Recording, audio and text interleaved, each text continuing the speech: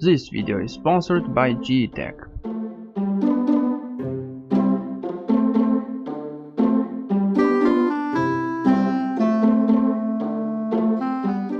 Today we have 3D printed infinite triangle that uses some optical illusions. To be honest, it really looks like infinite triangle. I also believed it while recording this video, but once you know its secret, it's very simple.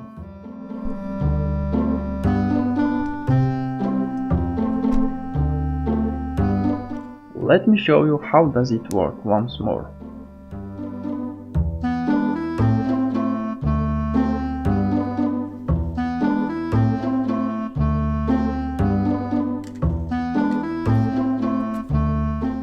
Geeetech produces high quality filaments. Check out their product by links in video description.